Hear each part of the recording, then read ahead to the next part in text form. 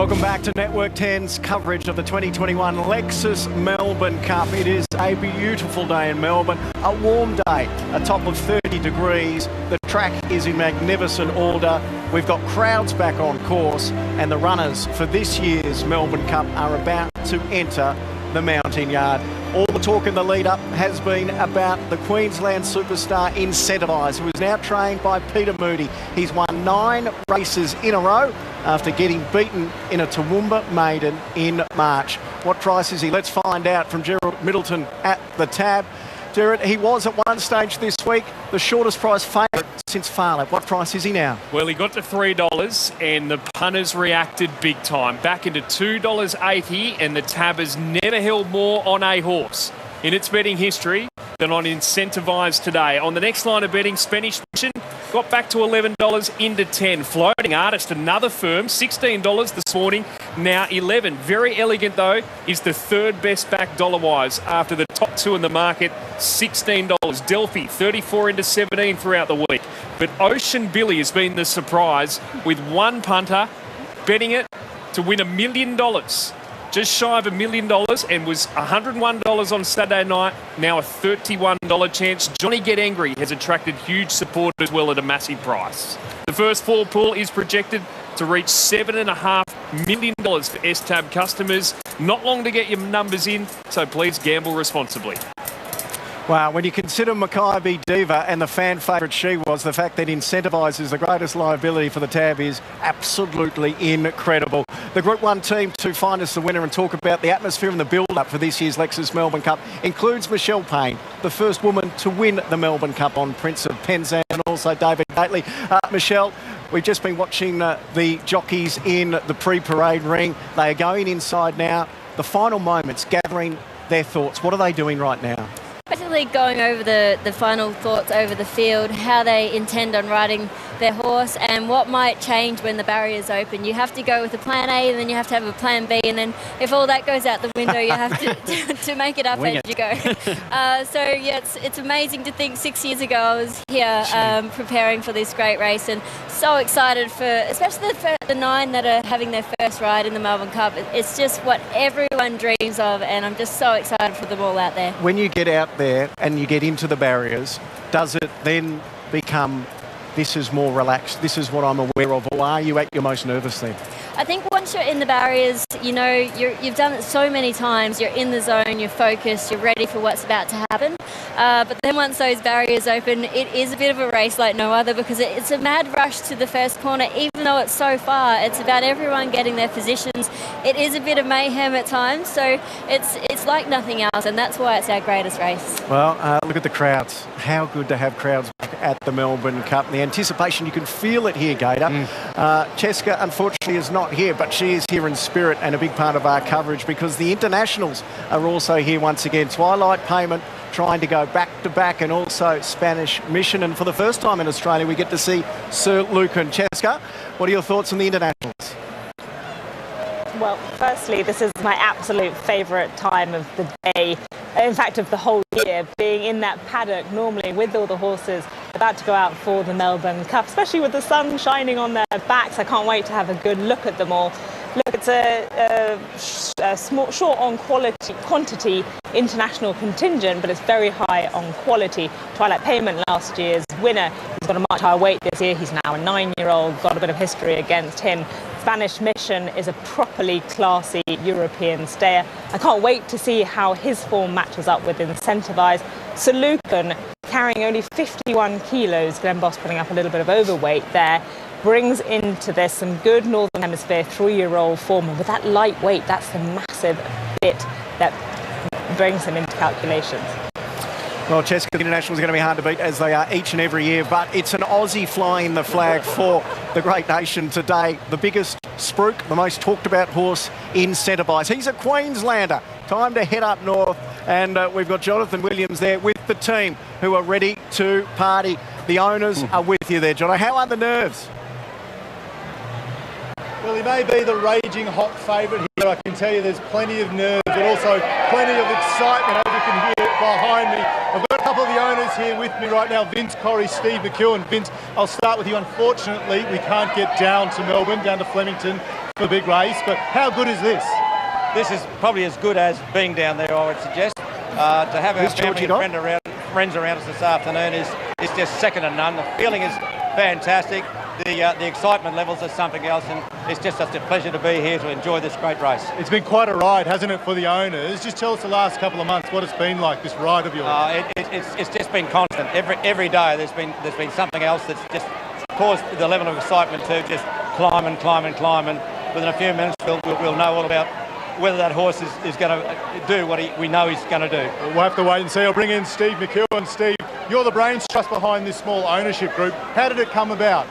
I've known Steve and his wife Anne Tregay for 15-20 years, and over that time we'd raced and bred a few horses together, and when Bray and Aussie, and thanks for the tyres guys, when Bray and Aussie got involved with Steve, Vince and Keith always lit up and said maybe we're a chance through Steve to get into this syndicate, and so I asked Steve the next day, and this is where we are.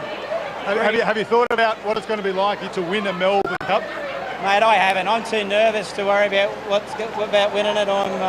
It's been a great ride so far, and 3 Group 1s, and today's just a bit of a bonus. So. Well, all the best today. Yeah. Of course, there's no prizes for guessing who's going to win out of this group. Who's going to win, guys? Back to you. There'll be plenty yelling Incentiviser's name this year. Don't worry about that. And of course, Melbourne owners, Basikolski, Aussie Kier, John O'Neill, they bought into the horse and transferred him to Peter Moody 3 starts ago. He's since won 3 Group 1s from Stephen Tregay, who bred, owned and trained the horse before Peter Moody. It is a remarkable story. That is the pre-parade ring. That is where we find Georgie Tunny. Georgie, what's the build-up like down there? I tell you what, it's just got a whole lot more interesting, and there's so many people now out at the pre-parade ring.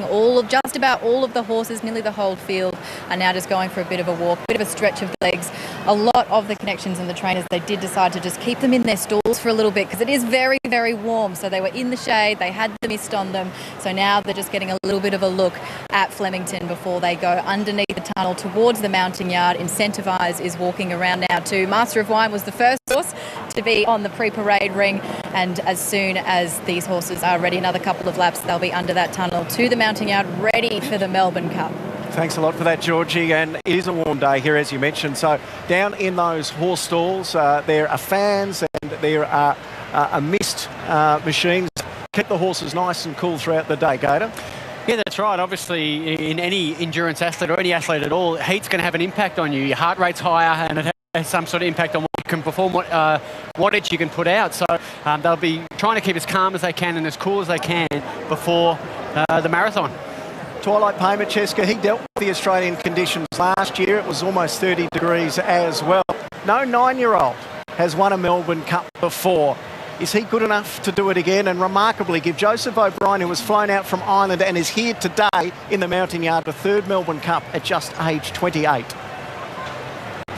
It would be some story, wouldn't it? As we know, it's notoriously difficult to win Melbourne Cups back-to-back. Not that many horses have done it, none since Makybe Diva, and he does have to contend with the fact that he's a 9-year-old. Having said that, his form back in Ireland this year has been rock solid. Look for him to go forward from barrier 2. Often European horses aren't that quick away, so he might need a bit of hunting up by Jai McNeil from that barrier to secure a front-running position. But I don't imagine they'll let him get away with an easy lead this year. Only 5 horses in the history of the Cup have managed to win the great race on 2 occasions, and of course Makybe Diva, the immortal, did it on 3 occasions. Well, I think the fairy tale story of today would be if Johnny Get Angry wins the Melbourne Cup after winning the Derby last year for AFL Premiership coach Dennis Fagan, and that's who Katie Price is with. Well, Dennis, you've done it before with the Derby. You've got a great record in grand finals. Can you do it with Johnny Get Angry today? Oh, look, I'd like to say yes, but I'm being realistic. I just want him to run as well as he can, you know, and just concentrate on the process, and the result will take care of itself. How does it feel to have a runner in a Melbourne Cup?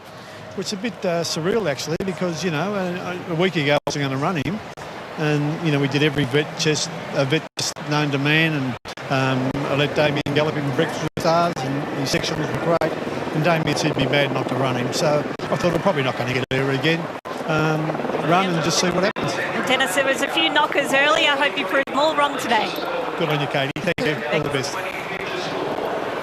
Yeah, it would be an absolute fairy tale story.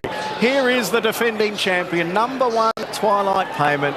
Trained by Joseph O'Brien, who has made the trip out here. Ridden by John McNeil, who won the Cup at his very first ride last year. He needs to defy the history books gator in the weight department, also for a 9-year-old. He looks magnificent. Michelle, how good does he look to your eye, Twilight Payment? He looks really well, Michael. His horse is weirdly shaped for a stayer. He's not very big, but you can just see this real flowing walk that he has on him. He's nice and relaxed. He knows about the crowd. He's been here before with 100,000 people, and he looks well. Final word on Twilight Payment, Cheska? I absolutely love the way he's come into the mounting yard. Look at him there. His ears are pricked. He's having a really good look around him. He's like, yeah, I've been here before, and I actually won this race last year, so watch me do it again. Well, he's got to do it with 58. We've said that. He's got to do it as a 9-year-old, but he's actually lit up forms even better than it was last year. He carries 58, but others meet him on similar weight terms. This is the Aussie Hope, Incentivise. It's been remarkable what he's been able to do. One of the shortest price favourites we've seen. How does he look to you, Michelle? He looks well, Michael. He's probably not as seasoned as Twilight Payment. You can see him walking around just taking notice of the crowd a little bit, but he's an athlete. You can just see he's ready to go. He's walking up beautifully. You can't fault him too much. He's ready to go. It's all been said. 9 wins, 4 wins over 2,000 by an aggregate of 32 lengths. It's up to him now. He's a quirky horse. Will, his strapper, carries, it's almost like a toy, a comforter for him, a piece of rope in his pocket. It never, ever leaves his side. Spanish Mission, is he the biggest danger from the internationals, Michelle? He is absolutely stunning, this horse. He's a stallion. He's got presence. He's strutting out like he's really good. He knows he's good, and he looks outstanding. Coat is shiny, handling the crowd no problem, and he is a standout. Francesca, what are your thoughts? I am really happy with what I'm seeing there, Michael. Look at him, absolutely gleaming. And for a Northern Hemisphere horse, this time of the year, they're normally going into winter. They're normally growing a bit of a hairier coat, but he looks fantastic. That injury cloud that's been plaguing him this week, I don't think it's a concern. Spanish Mission is a big price for his quality. A 2-horse war with Stradivarius, Daylight to third. It's world-class form. There is Very Elegant, number 4, the reigning horse of the year. She's a 9-time Group 1 winner. She ran well in the race last year. Can she do it again? She was excellent. She got too far back in an on-pace dominated race, made up a stack of ground. Wonder what they do from that draw. They need a bit of luck, but she can win. Number 5 is Explosive Jack. There's just a little hold-up as the horses come into the mounting yard. There is Explosive Jack, a 3-time Derby winner as a 3-year-old. What did you make of his Caulfield Cup run? Oh, look, I think it was forgivable. Look, not often they come out and win this race off an average run, but I think, as I say, I think he was forgivable there on the soft 6. His previous run in the Turnbull, he was race fastest time, beaten 4 lengths by Incentivise. That gives him a chance. Number 6 is Chosen One. Ran a great race last year in the Cup, finishing 4th. Comes off a disappointing run in the Caulfield Cup, but he was going really well prior to that, so if you can forgive that, he's a chance. Number 7 is Delphi, trained by Anthony and Sam Friedman, and ridden by the legend Damien Oliver. Too much pressure for him in the Caulfield Cup, plus he was on the quick turnaround. His previous win was excellent. I'm expecting him to hit back. Jessica, you've seen Delphi before he came out to Australia. What do you make of his form over here? Yeah, he had actually good form over in Europe, the son of Galileo. So far in Australia, I think he's been okay.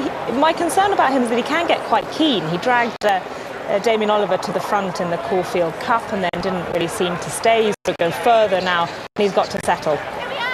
Number 8, Ocean Billy. This is the horse that's been very well backed by one hunter with the tab. First ride for Damien Thornton, Chris Waller. 2 keys. Gets back on the dry ground, gets out to 3,200. He's a genuine stayer. The stablemate is number 9, Celino, the Sydney Cup winner. Ron Stewart having his first Cup ride. Same story. Was outside at 2,400, Caulfield Cup, but getting out to 3,200 is the big tick, genuine stayer.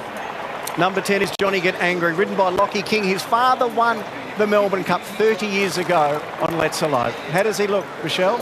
I think he looks as well as he could look. I think Dennis has done everything he can to get him here in the best shape. He's taken off the blinkers and the crossover, so whatever he was doing wasn't working. racing, so he's taken it off. Damien Oliver's given him the tick of approval that he's going well enough to accept and run, and I think he looks well. Like any great footy coach, if you're not winning, you've got to change things up, and that's what they're doing with this horse. But he's on form, he's a long shot. Number 11 is Knight's Order, one of two runners for Gay, Waterhouse and Adrian Bott. Well, if he can find his Brisbane Cup run from back in June where he streeted Cariff and led and raced away, he'd be a trifecta hope. It looks a little out of form. Number 12 is Persand, finished 5th in the Cup last year. And comes off a better lead-up run, arguably, in the Caulfield Cup. He was terrific on a strong speed there. A clear trifecta top 4 chance. Number 13 is Cariff. Peter and Paul Snowden, their first runner in a Melbourne Cup. Comes off a couple below par runs, but on his form through night, sort of just touched on earlier, you could see him improving. Number 14, Master of Wine, Fred Kersley, his first ride in the Cup for Team Hawks. Certainly a terrific run at Flemington in the Bart Cummings behind Grand Promenade, who many are tipping to run well here.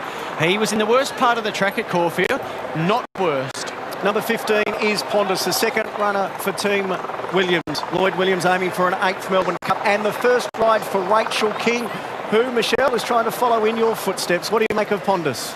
I think he looks okay. I haven't seen him before. I really thought this horse was a real live chance drawn barrier 1. Spoke to Rachel King earlier. She's ready. She's not nervous.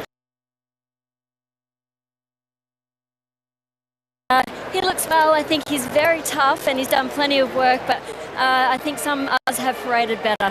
Francesca, we saw Pondus out here last year. He ran well during the Spring Carnival. Where do you rate him amongst those Europeans? Yeah, well, he's now based in Australia, and for his 2 Australian runs for Robert Hickmott, I think he hasn't been ridden particularly well. He went off on the lead once and it didn't really seem to stay. I think we haven't seen the best of him to his true ability. I don't love what I'm seeing in the yard. He's being clipped. He's looking a bit wintry. He can tie his form in through Twilight Payment. He was exposed early at Moonee Valley, so he could improve. Number 16 is Grand Promenade. It could be the best chance for Kieran Marr and Dave Eustace of their 4 runners. Kieran McAvoy rides, looking for his 4th win in the Cup, Michelle. He looks outstanding. I really can't fault him. He's a lovely horse. He's really relaxed. You wouldn't know he's in the mounting yard for a Melbourne Cup. He's just a real professional, got a great walk on him, and I think he's really ready to run a great race. His Flemington form is fabulous. He was on a strong speed at Flemington last time and he kept running. Number 17 is Miami Bound. She won the Oaks here a couple of years ago for Danny O'Brien, who's won a Melbourne Cup, but she's considered one of the outsiders in this year's race. Number 18 is Port Guillem for Team Hayes. Ben and JD Hayes, to be ridden by Harry Coffey, who suffers from cystic fibrosis. It's an amazing story. Harry is riding and he has his first ride in the Melbourne Cup today. He too, though, is considered an outsider. Number 19 is She's Ideal for Bjorn Baker. Craig Newitt rides. Last up wasn't too bad in the Caulfield Cup. Could be a chance. Number 21 is considered one of the better chances in the Melbourne Cup, and is also one of the great stories. Charlie Rose, trained by Warrnambool trainer Simon Wild, first runner in a Cup and first ride for Dean Holland. Michelle? She looks really well. She has let the occasion get to her a tiny bit. She's starting to get a little bit sweaty, but she looks really fit, healthy in her coat, and she is really ready to run a great race. She looks fantastic. Chased Grand Promenade in the Bar Cummings, goes to a Geelong Cup. Strong win there with gaps behind in quick time. Number 22 is Floating Artist. He's been unlucky in his last few runs. He has snuck into the Melbourne Cup race with a very lightweight Theo Nugent, his first ride in a Cup. Probably should have won his last 5. Go back a couple of years and he's on the heels of a horse called Spanish Mission. He meets him 6.5 kilos better.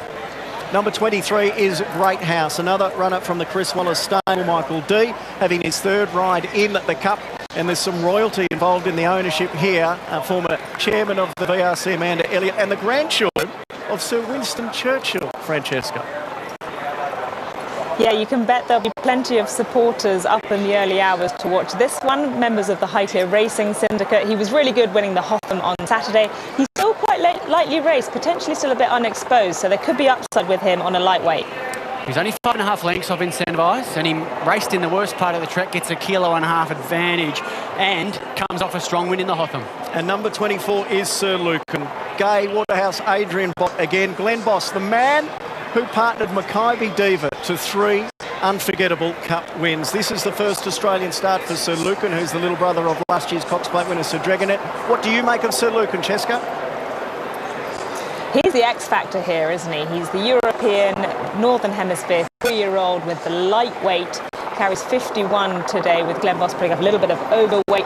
He's got good form. You could probably compare it to the likes of Cross Counter and Rekindling, who won the Melbourne Cup, slightly a bit below them, but the weight makes him a massive factor here. I like the Yates win. Beat Wordsmith, who subsequently finished third in the Group 1 Irish Derby, so fits the right profile, as Jessica said. So they are the 23 runners for the 2021 Lexus Melbourne Cup. Michelle, they all look magnificent. How are you going to put one on top? Very hard, Michael. I've changed my numbers a few times in my head, but I thought Spanish Mission just looked outstanding. He's a stallion, so they always do look a little bit better, but he just paraded so well. And also loved Grand Promenade. He's looking so relaxed. He's ready to take on the 3,200 metres. I think he'll stay it out really strongly, but you could easily throw in another 6 or 7, and including the favourite. I feel like I'm going to get tomatoes thrown at me for not picking him, but I really do hope he does win. All right, Michelle is going with Spanish Mission as the best from the yard. Good mention for Grand Promenade as well. It's been an intriguing build-up. Jared from the tab. Who is the best back runner in the last few moments? Well, Spanish Mission is into single digits, 11 into $9.50, but still incentivised 24% of the win bets with tab fixed odds with this favourite incentivised. Just 10 runners have started less than $3 in Melbourne Cup history. Looks like we're going to have an 11. Floating Artist has been 16 into 12. When you mentioned Ocean Bill before, back to win a stack, and 101 into $31, the Auckland Cup winner. Also at a price, Johnny Get Angry. Huge liability in the market for tab at big odds. In the first 4 pool, not long to get those numbers in now. Projected to reach $7.5 million for S-Tab customers.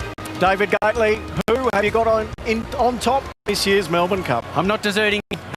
Superstar on the rise is incentivised. Been with him all the way through. I'm on a stick. I think Floating Artist with no weights, the horse the upward spiral. Love that Spanish Mission reference. And there he is, Spanish Mission, our third pick. A terrific race as always. There he is.